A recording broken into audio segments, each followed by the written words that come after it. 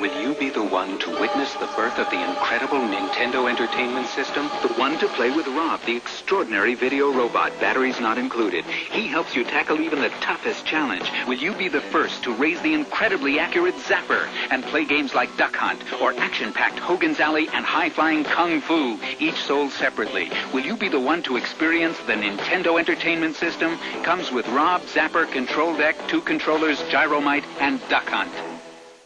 Welcome to the Podtendo podcast, where we analyze, reminisce, and replay the glory of old Nintendo games. We can be contacted on Twitter at Podtendo Podcast, email us at podtendo@gmail.com, or check us out on Facebook at facebook.com/Podtendo. I am your co-host, Mick, and I'll be joined every episode by my co-host, Tyson. Awesome. I can hear you loud and clear. It's going to be a nice day. Nice. So, episode number 20. It's exciting stuff. Yeah, it's a big one. We did it.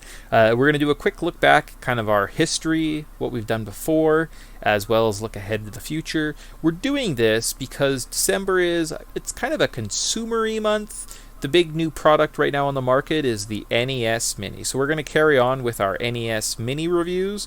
And this will be NES Mini review number 2. Yeah. Take a little bit more of a retrospective look. So the first thing I want to do is I want to look back at our past podcasts, and I pulled up the game list and just wrote down the games that we've actually looked at. So there's 30 games in total that you can find on the NES Mini.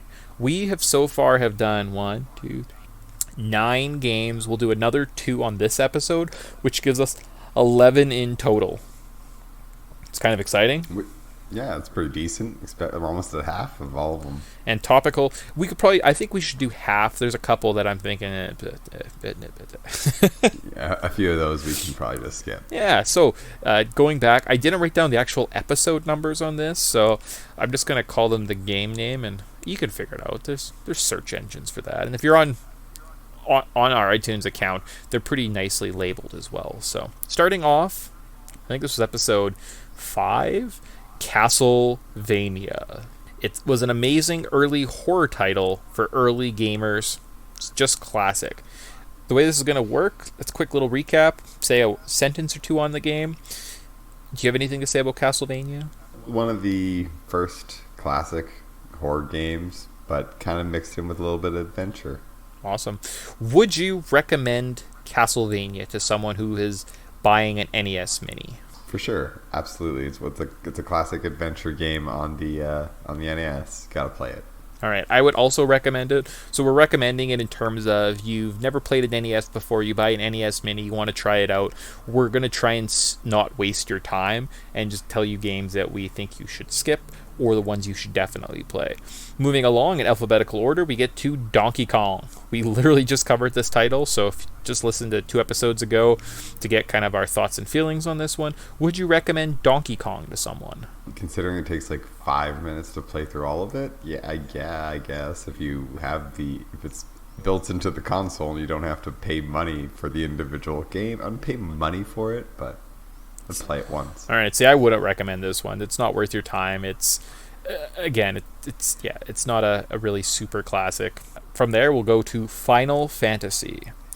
It was a very early attempt at a JRPG. It probably hasn't aged well, and playing the original title would definitely be a chore. Your recap? Long, arduous journey. Don't recommend. So, would you recommend it? No, I would also say not this one. No. Unless you're a big Final Fantasy fan. Even then, Dawn of Souls. Just go buy Dawn of Souls. It's worth it. You won't hate your life. Sure. The classic one, don't waste your time. Yeah. Absolutely. From there, we'll go into Metroid. It's an amazing adventure game. That's set in an alien planet. Yep. Absolutely recommend. I would also recommend it. Going into, this was our very first episode. It's kind of cute. Super Mario Brothers. Classic platformer. Would you recommend it? The first one, yes. All right. I said no, because the sequels are way better. Fair enough. Into Super Mario Brothers 2. It's a great addition to the series, and it has a lot of fun ideas. Would you recommend Super Mario Brothers 2? Well, I kind of feel obligated to say yes, but I'll say no, because 3's better. I said yes. Super Mario Bros. 3, the classic Mario title. Everyone has to play this game. With that kind of a recap, I wonder how I feel about this one. You've already said it's better, so I'm assuming you're recommending it? Yes. I also recommend Super Mario Bros. 3. The last two games, Zelda 1 and Zelda 2. I guess we'll kind of keep the same order. So The Legend of Zelda, it's an instant classic adventure game that both created and recreated the genre as it went. Would you recommend the original Legend of Zelda? 100%. Me as well. And finally, Zelda 2, The Adventures of Link. It's a great spin on the original, and it's a lot of fun, but you have to have patience. Would you recommend it? Yes. Don't get discouraged by the first couple deaths. Just keep playing, and eventually you will just get it. It's really, really fun. Yeah, I said yes, please give it a chance. It's totally worth it. So that's kind of our recap. So plus the 2 games today, that puts us up to 11. It's exciting stuff. We could talk off podcast about which games we're kind of wanting to delve into, and even if this gets any traction. I'm hoping to get some shine off of people that are looking at the NES Mini. If I put up NES Mini, I might get a couple search results, so hopefully it's me thinking ahead. Also, so I guess there's 19 other titles we haven't touched on. Do you want to get to them all? I mean, maybe, but maybe not. Just be like, we need to do all the NES first. No. We can do some Super Nintendo and maybe some N64 and maybe a few modern games mixed in, but maybe we'll go back and look. I haven't looked at the full list. Like, I don't have it out in front of me, but I'm sure there's a couple games on there you're like, yes, I could totally skip that piece of junk. So yeah, I again, we could talk off mic, but there's 2 that we definitely have to hit on, and then the rest are probably but it'd be nice, I guess, to get 15, so maybe we'll aim to try and do 15 of them. So 4 more. Yeah. 4 more to go. But before we look too far ahead, let's look at the future. The first review we're going to do, this is going to be a 2-parter. Well, not a 2-parter. We're going to look at 2 games kind of in depth here. The first one is a partial half review, and we're going to end with a question before we recommend it. So we'll try a little bit different style, see how it works, and kind of talk about it. So we're going to look at Kirby's Adventure.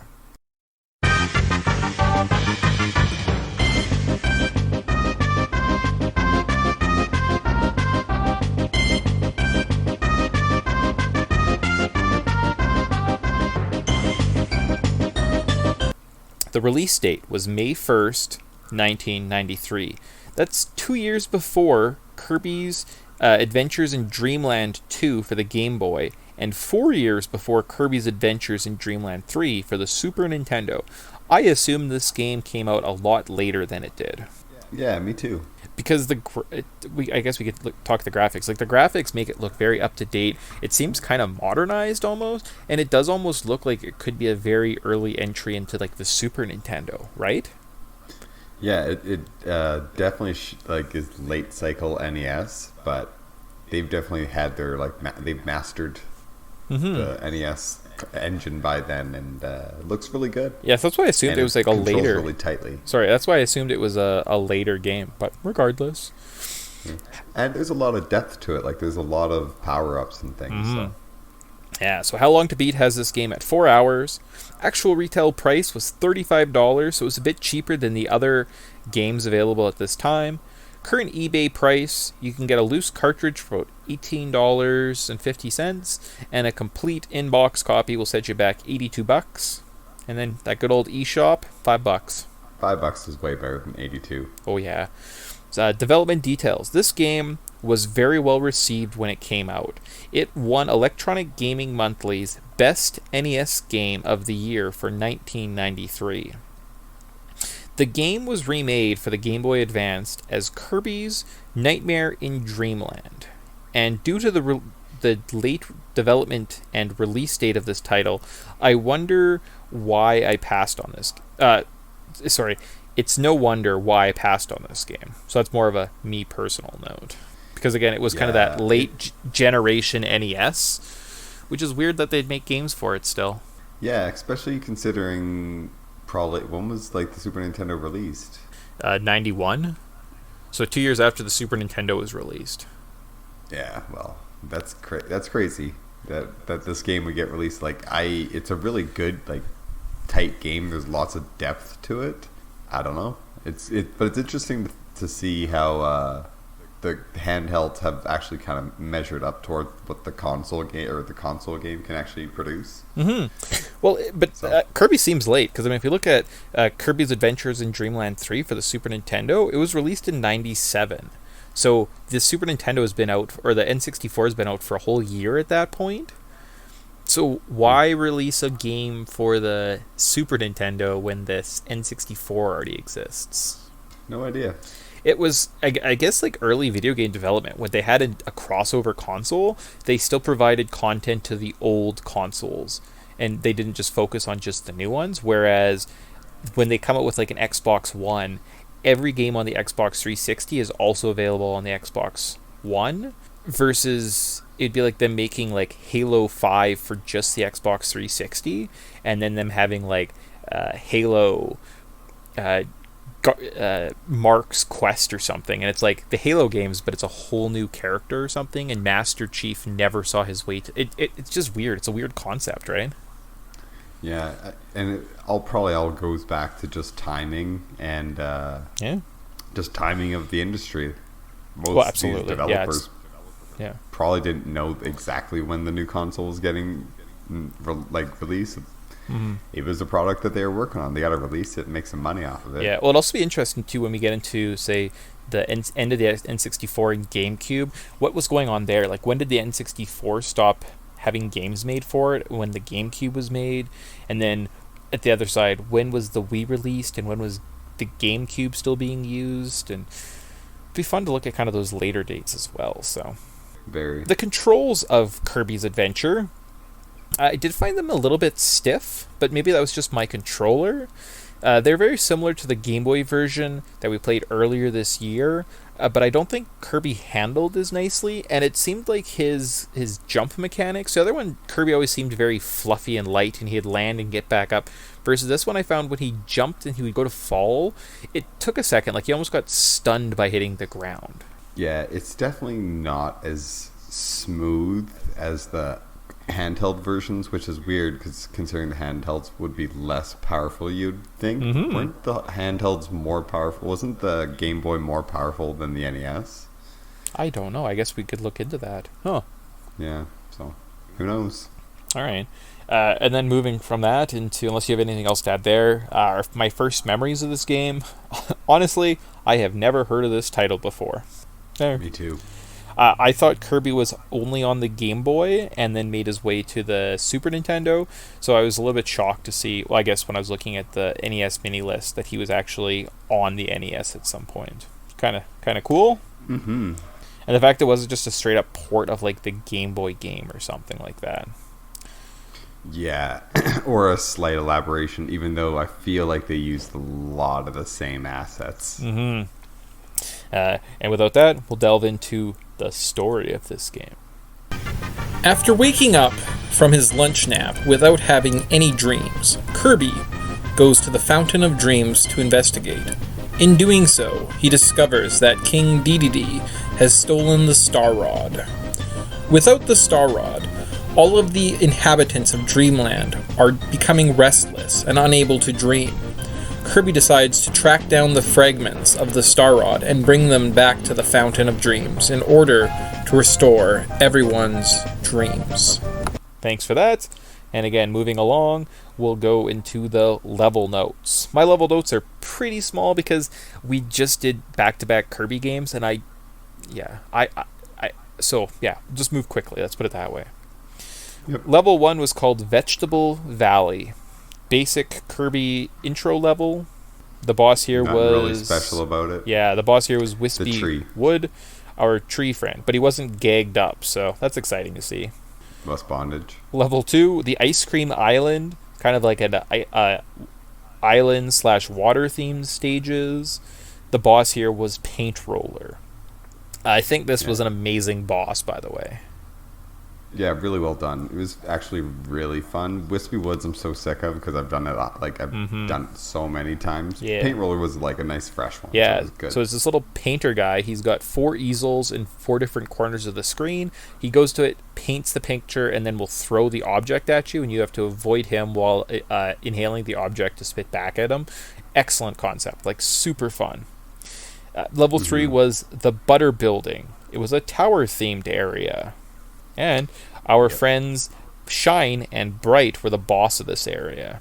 This is where I started to notice that my controller wasn't very responsive, because lots of the time when, say, Shine would be kind of beaming onto the ground and causing stars to appear, Kirby would face the opposite way most often. And like, just it was a real struggle. How are you finding this game? I'm playing it on my 2DS, and it's okay. Okay. So. Oh, you actually bought this game? Yeah, yeah. Well, I bought the other 2, so I figured I might as well continue. All right, cool. Just quickly, kind of the last area that I played was level 4, the Grape Gardens. It was a cloud-themed area, and the boss was the eyeball guy. He was too hard, and I quit the game. Yeah. There's the one thing about this game I will say is there's a ton of abilities, and those abilities are very, very important. Though, like, certain bosses are weaker against others. Like with the eyeball, I found the tornado because he just like you do a tornado up. Oh yeah. The cloud was always sitting right above me, so I just kind of wrecked him that way. So I find that it's a lot of experimentation, but the worst part about going into is like trying to hold on to that trying to hold on to your power, because like once you get hit, like but like you lose it, and you're like, it's so frustrating. And they do bounce. I feel like they fly away from you very quickly. And it takes like a second to disappear. Yeah. It feels like, so if you have to like let go of it and try to absorb like another block, that power's might as well gone unless you are like frame perfect. It's brutal. So yeah. And I actually found, I was looking at the strategy guide this morning, and they were saying lots of the bosses, they recommend that you bring in an item with you, a power up, to fight the boss. So that's kind of an interesting look at it. Like in my mind, every boss should be able to beat just as normal Kirby, and it shouldn't need the power up. So the fact that they kind of had the game design more to use the power ups, it's kind of a neat little spin that I guess I just from my Kirby experience, I'm not used to that. So. And basically the last 3 bosses give you the last 3 bosses has a power up in the actual level. Okay. When you're fighting them. So with Meta Knight, because this is the first appearance of Meta Knight, might as well mention it. Yep. There's a sword in the room, and then you basically go into a little sword battle with him. Oh, that's fun. With King DDD, I kind of count this as you have your power going into it, because basically you should fight him without anything because it's easier. And then with Nightmare, you have the Star Rod. Oh, okay, fun. So yeah. did you beat this title? I did. Oh, okay. So what was level 5 then? Level 5 was Yogurt Yard. It was just not. I find that a lot of these levels are really generic. It feels like they're almost cut and paste from each other. Okay. So sometimes you're walking on the clouds, and then you'll go through a teleporter, and all of a sudden you're on some grass, and it's nice and green. And you'll go through a teleporter, and it's like kind of like looks like it's covered in ice, and you're like, I don't understand who designed these levels. I feel like they were just kind of like designed by individual people, and they just kind of pieced them all together. Okay. Level 6 was Orange Ocean. I forgot to mention that after Krakow, the cloud, it goes to Heavy Mole. Then Orange Ocean is Meta Knight. Rainbow Resort is King DDD. After you beat King DDD, it's actually, you get a cute little scene where like you walk and it's like level 8. You like walk over to the Fountain of Dreams, which is this little pedestal, and you throw the Star Rod into it, and it sticks into it, and King DDD's like drags your feet, and it's like, no, don't do it, and then you're like, why are you being like this? You're being so weird right now. And like you try to walk forward, he pulls on your leg, and then but like you eventually throw the Star Rod into the pedestal, and Outbreaks kicks back at you, and Nightmare breaks out. Basically, you kill Nightmare, in a similar battle to, I want to say, Kirby's Dream Land secret boss, where you're kind of flying sideways. Yeah. After you beat that, basically it turns out King Dedede was actually trying to help you out. He was holding onto the Star Rod because he was trying to not let Nightmare get his hands on it. So, yeah, it was actually kind of neat to go from the bad guy of one game is now the good guy in this game with lots of similar kind of overlapping boss battles and stuff. It was neat. Okay. I wonder how this fits into the mythology then of the Kirby games. So I stopped. Yeah. Thanks for continuing, Tyson. That's fun. Current thoughts, I'll be honest with you, don't really love this game. It's not really my cup of tea. If you've never played a Kirby game, I guess try it for a little bit, but don't feel obligated. Honestly, I would recommend Kirby's Dream Land 2 for the Game Boy over this title. Yourself? Yeah, I enjoyed it, but I'm a big fan of Kirby games. Yeah, sorry. Yeah. Okay. Yes, you're kind of breaking up, but I could sort of still hear you. So, current thoughts for yourself? I really enjoyed it, but I'm a big fan of Kirby. Okay. So, take that for what it's worth. Okay. Then I was going to pose a question, so I kind of thought we were going to stop at level 7 or 4. Are you going to continue? I said no. Tyson, you obviously said yes. And then finally, would you recommend this title? I say yes, but if you're a fan of Kirby games. Okay. I say no. Don't waste your time. All right. Fair so enough. there you go. That's number 10, the number 10 review. We're going to move right along into number 11 as the dual part, and we're not just going to do the sequel to a game. We're going to jump into a completely different genre. It's exciting stuff. Our second game we're going to do is Castlevania 2, Simon's Quest.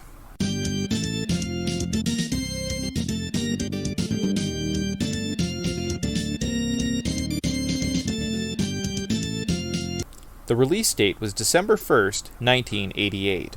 How long to beat has it at? 4 hours. I actually assumed it would be a lot longer. Actual retail price was $39.99. If we factor in inflation, which is back, by the way, hooray, that'd be $78.88. Current eBay price would be about $22 or $23 for a loose cartridge and $540 for a factory sealed copy. Oh my gosh. And then our eShop price was $5 on the Wii, Wii U, and 3DS. I would so buy this game. Yeah, it's great. All right, so moving along into the development details. This game was developed and released for the Famicom Disk System in Japan in August 1987. The FDS, or the Famicom Disk System, version has a save feature. The NES has a password system to save space. The developers used the extra space to create a killer soundtrack. Normally we actually kind of skip on the music on this podcast, but this is probably a good place to do it, I guess, if we wanted to, in the development details. The music in this title is top-notch. Regardless how you feel about this game, the tunes are very good. Yeah, and this is where they established a lot of the recurring themes that keep getting brought up, which is really sweet. When we talked about Mario, it was right from Mario 1 that they established the music. So it's interesting to see in Castlevania was really more of Simon's Quest. Yeah. That the musical themes kind of came from. Yeah, no, it's like I was kind of blown away listening to some of the quality of some of the music. I was like, holy smokes, this song is here? Because I assumed that was like a PlayStation or a Super Nintendo version came with those games. So good job, Nintendo. Or Capcom, or wherever you are. This game was created to continue the legacy of the original game. Now, you can argue it betrays the legacy, but they wanted to move the game into a new direction, kind of what they did with The Adventures of Link, moving it into a kind of like an adventure game instead of just a platforming action horror game. So I think they did an okay job, personally. I like the change, too. Having a map would definitely help playing this game because it's very easy to get confused. Oh yeah. But same thing like in Link, they give you the map right off the bat, so it's pretty good. Yeah. There was a very going on to the control section. There was a very stiff jump mechanic that made you have to really plan out your route. If you pressed it at the wrong time, There was no going back, and you probably pay by falling into water, jumping onto spikes. It was just awful. Falling down fake blocks. Oh god, that is just the worst stupid fake blocks. Now, as pointed out in Egoraptor's sequelitis, there was a delay in the whip, which caused you to plan every attack very carefully. Overall, the controls are very stiff, but they do add to kind of the overall design and, I think, enjoyment of the game. The only thing I might add is to have a little bit more control on that jump arc. Now, I don't understand the leveling system in this game. Did you figure that out? Not really.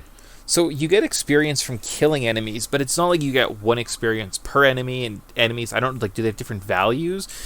I didn't get past level 4 or something like that. I think you can get up to level 6. I didn't really make it a big priority. I was more concerned about collecting hearts than I was about leveling my character. Yeah, and there's something to, how does it work? There's something about each area of the game you can only gain one level or something like that, and there's like a cap, so you can't like get overpowered right on the beginning. You can only get to level like 2, and then the next area you can get to level 3 or something like that, and I think that's how it works. Or maybe it's you only gain levels in the houses. Maybe. I don't know. It wasn't really that well never figured out. Yeah, never figured it out. It was weird. And then I think the heart collecting was very poorly thought out. Oh, the worst. So, much like, I almost wish they had kind of the foresight to when you die. So you collect hearts, you need them to buy items. It's a slow process. You get 3 lives. If those lives run out, you just start at the same screen, but you lose all your hearts. So all that collecting you've done is in vain. I wish they came to give you an offer. It said, do you want to continue in this screen, or do you want to go back to, say, like, your house or something, but you would keep all your hearts, right? I think that would be almost like a better system. So kind of like one of my arguments for Zelda 2, it would be, I don't know, like beneficial to offer a player almost like a trade-up. What would they rather have, you know? So it was, stupid heart collecting. And the one thing about Zelda 2 do you have any first memories of this game? Once you've reached that... just the Angry Video Game Nerd review. Yeah, that's all I have. I don't recall this game in the slightest. I actually went back and watched it last night just so I could have a refresher. It's interesting to see where that guy came from, you know? His very first review, that was it. That was the big deal that made him a big internet celebrity. Yeah. Basically him freaking out about this game. On to the story notes. It is the year 1698. 7 years after Simon Belmont originally defeated the evil Count Dracula. After Simon delivered the final coup de grace to the Prince of Darkness, the Count placed a dark curse upon him that would send him to an early grave unless Simon revived him. Moreover, Dracula's minions are once again stirring throughout the land of Transylvania, ravaging throughout the many villages and terrorizing the townsfolk. It is up to Simon, his whip, and a moral compass that will decide the fate of our hero on this adventure. All right, cool. Thanks for that. That's good. Story's out of the way. It's kind of a depressing end. It's kind of like a weird prequel that's like a sad version. It's kind of like an Aliens 3 when Newt and Hicks die right at the beginning, and you're like, oh, my 2 favorite characters are now dead. Thanks a lot, Aliens 3, jerks. Right? Brutal. But I mean, even the ending to this game is kind of dark, unless you do it right. Yeah, so try and get through the level notes with our shoddy recording today. So, cool. Starting off in this game, we're in a town of Jova, where you should get the Thorn Whip, White Crystal, and Holy Water. The Holy Water and White Crystal each cost 50 hearts, so you should buy at least one of those, and then you have to sit there and grind a little bit because the Thorn Whip's going to cost you 100, so you have to get it to 150 to be able to afford all these. You can skip the whip upgrade because there's a better one just coming up. When we head to the right, we find that we're in the town of Veros. Here you can find a dagger, which I never use, so you could probably skip that too, and the chain whip. Awesome. You have to use the holy water to break the floor in the shops here. This is a very reoccurring theme in this game. From there, we kind of keep moving to the right. We get to the first mansion. We get to the Berkeley Mansion. This place isn't too bad, but there are some hidden blocks which can be annoying. You basically want to make your way through the mansion to find the oak stake. There's some skeletons, gargoyles, and knights. My god, the fake blocks. You will also need the white crystal to see some invisible platforms, which I never used, as well as Mick. Yep. I wonder why that was just flying around and never did it. You have to use holy water to find the invisible holes, like Mick said earlier. They suck. They're everywhere. Basically, just try to memorize them or have a little guide. Find the guy that finds the oak stake and stab Dracula's rib, and then make your way to the next one. Once you're done with the Berkeley Mansion, you can head over the Dabby's Path. There's something here called the Sacred Flames, which I think is just an upgraded version of the Holy Water, which I didn't get.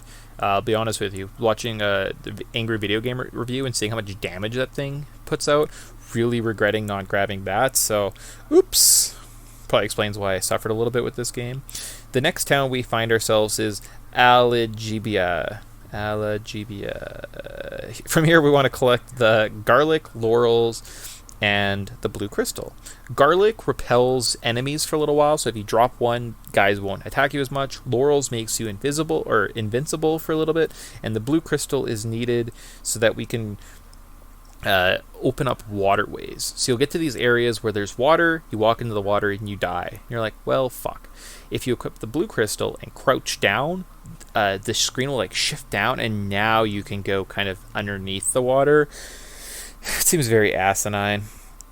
There is if you go into the graveyard and you use I think it's the garlic, you can summon a man who will give you a dagger, and then again you want to use the blue crystal to help unlock the path to the Rover Mansion.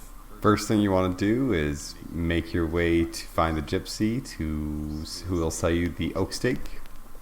Basically, the thing that you're going to want to stab in this one is Dracula's heart. This one's pretty easy as long as you know where you're going. You don't really get too lost, and there's no real boss. You just find the oak stake, stab Dracula's heart, and on to the next one. Perfect. Yeah, so that was what, the Brahmin Mansion? No, Rover Mansion, right? Rover. Okay. Yep. So from this point, we've now kind of done everything to the right of the world. We have to go to the left, right? Yes, but before you leave the mansion, another little tip is you can always buy an oak stake from the previous mansion. Yeah. And use it in the other one. So I actually grabbed the second oak stake before I left this mansion, so I could head on back to the Algiba Woods, I think it's called. Mm-hmm.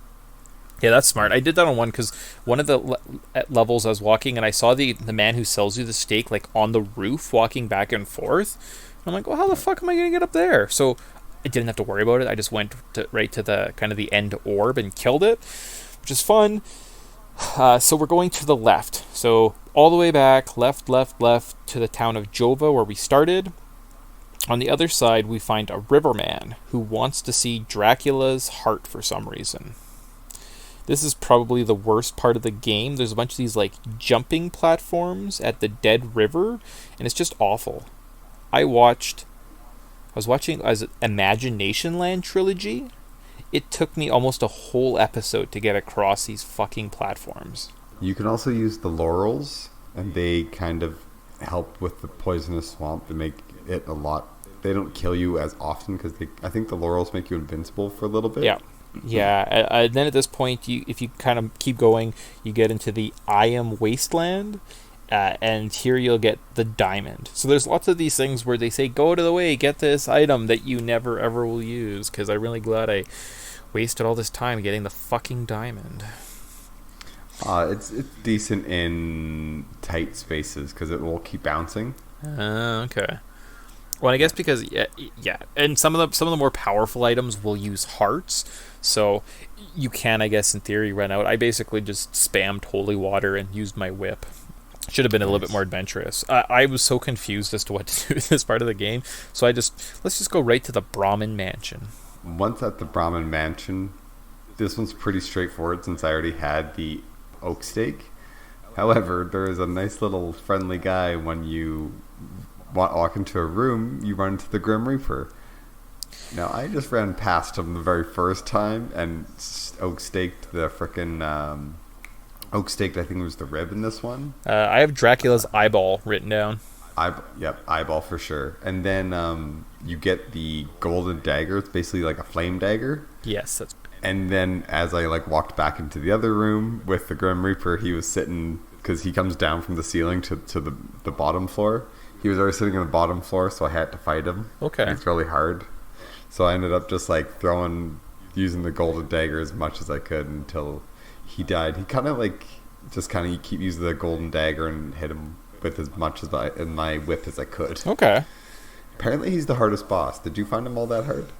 I think no, did I? I don't know. I might have just walked past him both times. Yeah. Fair enough. I don't know if he was an issue. No, you kill him and you get the golden dagger. That's what it is. If you beat his ass. Okay, why? Because that's why. Okay, why? If you get the golden dagger, he's just really helpful against Dracula. Gotcha. So I had the golden dagger, so I obviously killed him. Whether it was in or out, I definitely beat him the one time. Very cool. Now, giant disclaimer, Mick, if you're listening to this, don't go back to the jumpy part and try and get to the I Am Wasteland, thinking that is the weird cliff thing where the tornado picks you up at. Don't waste your time and watch all of Imagination Land while you're playing this, swearing at yourself. Don't do it. Don't do it. That sucks. So now that disclaimer's out of the way, we can go back to the Riverman, who takes us to kind of the normal path. And we'll find ourselves in the town of Aldra. Here you should reload on your laurels, your garlic, and you should definitely make sure to pick up the red crystal. So there's these weird black knights walking around that will trade you the white crystal for the blue crystal, the blue for the red, and then finally, is the red the last one? Well, the red might be the last one. Red is the last one, yes. Okay. Oh yeah, and don't go back to the I Am Wasteland and spend 22 minutes trying to get the tornado to take you somewhere. God damn it. Apparently I was really disheartened by that. I should have followed the walkthrough better. It really just took me out of it. We can go into the Storagio Graveyard. I think I might have said that right. And get the silk bag. What does the silk bag do? Lets you hold a bunch of more laurels and garlic. That's why I all of a sudden had more laurels and garlic. That makes sense. Okay. Yeah. Huh. And the garlic you can use every so often to find a gypsy to trade for free items. So it's nice to always keep them kind of kicking around. Yeah, I just kind of always kept it stocked up. I didn't really seem to use them too much. In the town of Ondoy, you can get the Morning Star, which is it's the second most powerful whip. Definitely worth buying. Now we're at the point of the game where you're walking along to the left. You get to this cliff area, no one's around. If you equip the red crystal and crouch down, a tornado takes you away and takes you to the Bodley Mansion. At the Bodley Mansion, I actually grabbed the oak stake from the mansion with the Grim Reaper. Okay. So I basically could just head straight right until you get to the dead end. And you can use holy water to to destroy some fake blocks. And you can destroy the oak stake the orb, and you grab Dracula's nail. That's right. And when you actually have that equipped, it allows you to break holy water blocks with your whip, so you can stop using your holy water to try to get all those, which is pretty neat. Huh. Now, there was something about Dracula's eye reflect stuff. If you equip all of Dracula's parts, do you get super little power-ups? I think so, because I know his rib turns, if you're standing still or something like that. With Dracula's rib, it's a shield, so when you're standing still or jumping, but not walking, it blocks damage. Huh. Yeah, and so during those jumping parts, if you kept getting hit while you were jumping, you should actually equip Dracula's rib, and that will help. And each of those, there's a couple little ones. I know I think the eye is only useful in one area, but I can't seem to remember off the top of my head. No. I really should have looked. I should have followed a better walkthrough instead of just fighting through this game and spending, how much time did it say? 4 hours? Yeah, I bet you it took longer than 4 that. hours. Yeah. Stupid game. game. Yeah, all right. So on to the next one. So from here, we can head straight to the next mansion. When you head to the left, stop and crouch down, and the red crystal reveals the way. Otherwise, you just kind of walk off and fall into the water. Thanks, game. You'll stop at the Uta Lower Road and grab the Fire Whip. Best weapon in the game, Fire Whip. I don't understand why you wouldn't stop and get it. There's also, if you look at the map in this area, it's about a 3 or 4 storied area, but you only ever have to stay on the bottom level, so I don't know why you would explore the rest of it. Just to get you lost, probably. I suppose. Kind of like, I was like, oh, what could be up here? Anything. You should go explore, Simon. But don't you? I think you actually turn the Morning Star into the Flame Whip, which is kind of cool. So if you don't buy the Morning Star, you can't get the best weapon in the game. That's right. Okay, it is an upgrade. Because there's some clue. He says, I can make the morning more powerful or something. Is his clue? Well, I guess we didn't talk about that. Everything's a clue. Yeah, all the little townspeople, when you talk to them that are now walking around in this game, they'll give you clues, and it's all very cryptic, and it's like wrote in English. It's pretty bad, but it's interesting, I guess. I also have a note that we see a new enemy, the Burning Man. Goddamn hippie propaganda games. That's what Castlevania's been about this whole time. It's the hippies pushing their left-wing agenda on good people, trying to make us want to go to festivals and not shower, and New Age medicine. Fuck them. Fair enough. At this point, you want to use the laurels to survive the swamp, and we are at the next mansion. Basically, you work your way to find the gypsy to buy the oak stake. There's actually a boss in this one. I got them called the Weeping Mask. My called it Carmilla.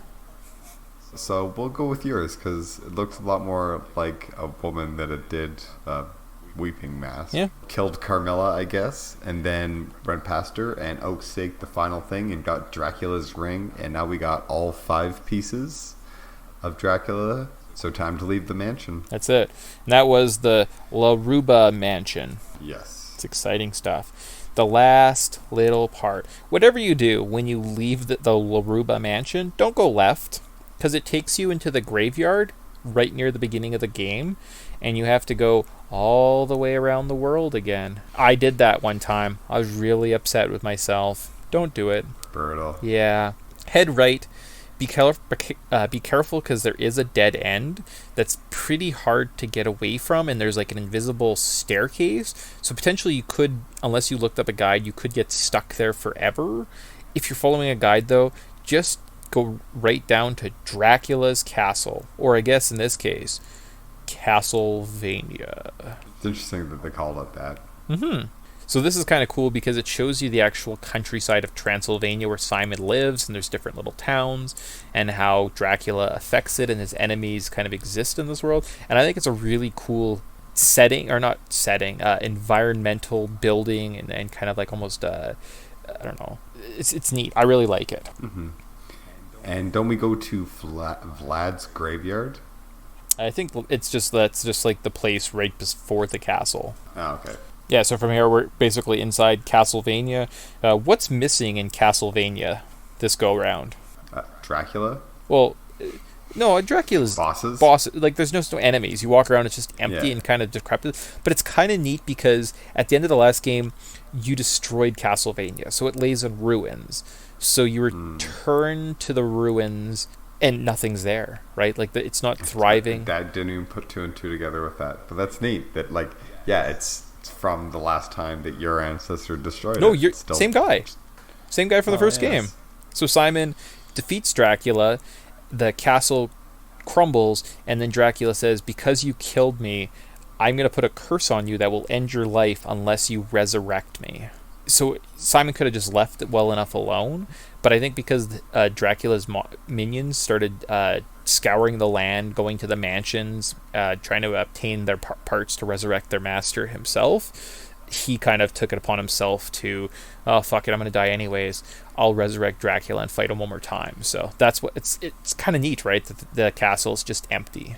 Mm-hmm. So making our way down to the final chamber, Simon releases the 5 parts of Vlad. Dracula is reborn. How tough is this Dracula battle?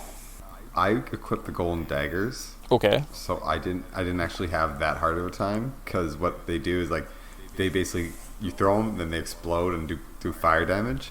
If you literally keep spamming those in the whip, he'll die he'll die real easy. Yeah, so I think I just used holy waters, threw a bunch of those, and then whip, and he'd kept appearing right where my whip was, and his little scythe that he would be right behind me. So my whip, as I went to whip it, would go back, destroy the scythe, hit him, and just repeat. Super easy. Watching the Angry Video Game Nerd, he just used the morning fire, or the flame, whatever the potion is. Sacred Flame. Threw it where Dracula spawns. It just like creates like a little like continual fire, and literally he just dies and never game over. Yeah, and one thing about this game that I think is so different than every other game is there's not a lot of boss battles really in this game. There's Death, Camilla, and Dracula. Yeah, and I wonder if that's part of it is because you took out the monster, like the zombie and the werewolf in the last game, so his army is depleted, right? It's just these last little, like, the Grim Reaper obviously still exists, and Camilla is some other creature, but most of his army has been decimated by you, so it's just kind of the aftermath of the first game. And with that, we get an ending. I got the ending where Simon defeated Dracula but couldn't overcome his wounds and died anyways. So I'm glad I played this game for that. Yeah, there's 3 endings. There's you got the medium ending. Yeah. There's the bad ending, which you complete it in 15 days or more. And neither Simon nor Dracula survived the last battle, so they just like for sure died. Yeah, they like mid battle they just like ugh. Oops. Yeah. And then there's the good ending, and you want to tell everybody about that one? So the good ending, if you complete the game in under 7 days, Dracula has been defeated, and Simon is free of his curse. So, hooray. I actually heard some rumor that there was it's either there's a third ending or there's a fourth ending that wasn't uncovered until a couple years ago. For years and years, no one knew about one of the endings in this game, which is interesting, because you think lots of people, the first time through without a guide, you would get the bad ending, right? The normal ending is pretty easy to get if you're kind of competent, and maybe like the good ending is too hard to get to or something. But potentially there was like a mystery. I just heard this somewhere on like some video that there potentially is like a fourth ending that's like a secret still. Maybe if you take like way longer than like maybe 30 days, you just die. Yeah, it just ends. So there's Castlevania 2. I've always wanted to play this game. Thanks for playing it with me. It was kind of a struggle to get through, but I kind of enjoyed myself. Yeah, I think as far as Castlevania games go, I've always kind of enjoyed that type of game. And playing Simon's Quest just really is the first kind of makings of it. I enjoy it. I tend to enjoy it more than I almost enjoy more classic games like Kirby and other just Nintendo like classics, I guess. It would be like Contra and stuff. I'd much rather play this than I would Contra. Okay. So that's fair. So I guess just moving into our current thoughts for this title. I really like the game. The concept is very unique, and it kind of shows that where the series could go. Maybe not so early, but I kind of like the open world exploring aspect. There was definitely some downfalls, the fact you couldn't walk through blocks and everything was hidden and everything was a secret. They probably could have cleaned it up a little bit, but I really enjoyed the ambition that the designers showed. I wish, and I guess, I just wish that the controls were a bit more upgraded for this one. I don't think that stiff jump arc and the delay on the whip fit this title. Yeah, not at all. If the controls were better, this game would be an instant classic. But as it sits, it's just a very good game. So I concur. So finally, would you recommend it? I would. I feel like it's a great atmospheric kind of game, and if you enjoy any sort of adventure games, this is just a great classic. It maybe take a guide with you as you go, but Yeah, go exploring, have some fun. Yeah. Go defeat Dracula. I would also recommend it, and I kind of like feel a little bit. I like this maybe more than the first game, just a little bit. I know the first one's a classic, but this one just adds a little bit more, and with just a little couple things they can make it better. Almost like kind of how I feel about like Link 2. So yeah, there you go. 11 NES mini reviews in the book by us. 20 episodes. Nice. It's exciting stuff, and I don't really even count side quests. So it's exciting stuff. Yeah, because I mean, technically we did talk about a couple of them, but yeah. I really enjoyed Castlevania, and I'm happy that we're actually all done the ones on the or on the original Nintendo. What? No, we still have is there... Castlevania 3, Dracula's Curse. Oh, fair enough. Yeah. Fair enough. Yeah. I forgot about that. So we have a whole other game to get through, which is some people say is the best game, which is pretty exciting because I've really liked Castlevania 2. So if the third game is now going to be the best game, sky's the limit on that one, right? Yeah. Well, first two are good, so we'll see what number 3 holds. Yeah, absolutely. Probably get to that before we move to Super Castlevania. That's kind of the idea. Yeah. And I've always really wanted to play this title, so I'm really glad I took the time and played it. Mm-hmm. Good job, us. Are you buying it? We usually talk about theories. I looked up some new theories on Kirby or Castlevania. These two are probably the most lacking theory games that we had, so I got nothing. Sorry. Yeah, I mean, we can make up something, but you guys probably don't want that. Mm-hmm. Yeah, so got those games in the books. I personally think the next two games in the NES that we're probably going to look at are Mega Man 2 and Star Tropics are probably the ones that we must play, right? Mm-hmm. So those will be coming your way. Then we've got two other games we're looking at. Let's see if anyone listens and anyone actually contacts us. So I'll put a poll on Twitter, and I'm going to ask, which RPG game do you want us to play in February? So we're already planning that far ahead. Do you want us to play Final Fantasy II or Chrono Trigger? Both Super Nintendo RPG games. Which of those two games... I'll maybe put a poll on Facebook too and say if I can. I'll see if I can figure that out in the next couple of weeks, and we'll let it run until, I don't know, the end of December maybe, and yeah, we'll see if there's a vote, and we'll kind of let the fans decide which game they want us to play. Does that sound fun? Sound cool. Fair? Sounds fair. See if anyone actually interacts with us via social media. So, well, we got one comment, so it's true. Let's try to support our fans. Let's see if we can get our second comment and tell us which game. Now, if you're the kind of people that listen, but you're like, oh, I don't know what those games are, Chrono Trigger might be one of the best games ever made, and Final Fantasy II is a pretty good Final Fantasy game. So, there, that's all the help you're going to get, apparently. Yeah, I'm sure there's one that will be leaning towards a little bit more favorably, but they're both pretty good games, so whatever you vote for, awesome. Just throw a vote out there. Yeah, I'll get that up probably around the time this episode comes up, or maybe before, which is why I'm mentioning it. So yeah, so probably by the time this episode comes up, we probably will have already decided. So sorry, past or future us, or future you, I guess. Creepy. And then with that, did we miss anything? I don't think so. Okay, all right. So I guess just our closing, and we're out of here.